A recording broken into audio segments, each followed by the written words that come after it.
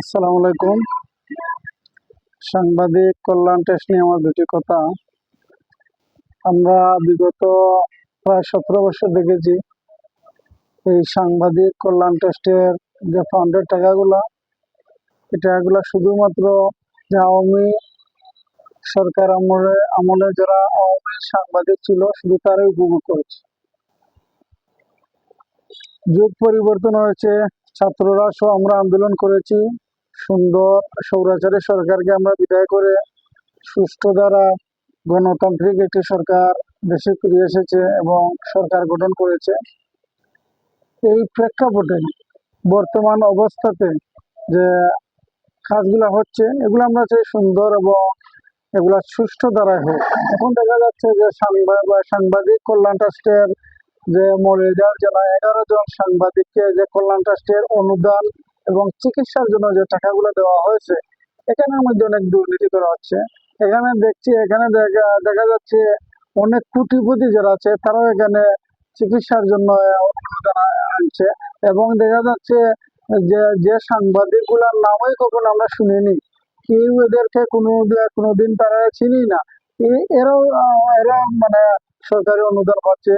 এবং যে সাংবাদিক গুলা যাদের এই টাকাগুলার অধিকার এবং যাদের এই আর্থিক টাকার প্রয়োজন, হ্যাঁ, অনুদান গুলার প্রয়োজন, মূলত এই সাংবাদিক গুলা এসব টাকা থেকে বঞ্চিত হচ্ছে। আমরা চাই যে এই সাংবাদিক কল্যাণ ট্রাস্টের টাকাগুলা শুধুমাত্র তারাই পাও যারা এই টাকার অসহায় বা যারা যেই সাংবাদিক গুলার এই টাকার প্রয়োজন শুধু এরাই পাও। কোনো ধরনের রাজনীতিক হোক বা কোনো ধরনের কোনো সুযোগ সুবিধা ছাড়া যারা প্রাপ্য শুধু তাদেরকে এই টাকা দেওয়া হোক।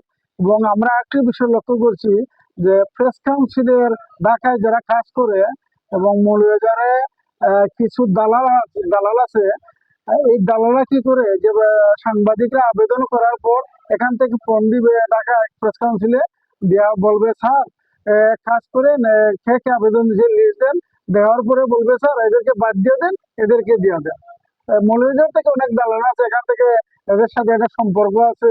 আমার মনে হয়, জানি না, আমাদের সন্দেহ হচ্ছে বা এভাবে কিছু অভিযোগ পাচ্ছি যেখান থেকে নাকি ঢাকা থেকে কিছু পার্সেন্টেজও খায় এই সমস্ত অনুদানের দেওয়াতে। আমি বাংলাদেশ সরকারের কাছে আমি দাবি রাখবো যে সাংবাদিক কল্যাণ ট্রাস্টের টাকাগুলোর জন্য সৎভাবে এবং গ্রহণযোগ্য সাংবাদিকরা যাতে এই জায়গাটা পায়, এই আশাতে আমি দাবি রাখছি। সবাইকে ধন্যবাদ।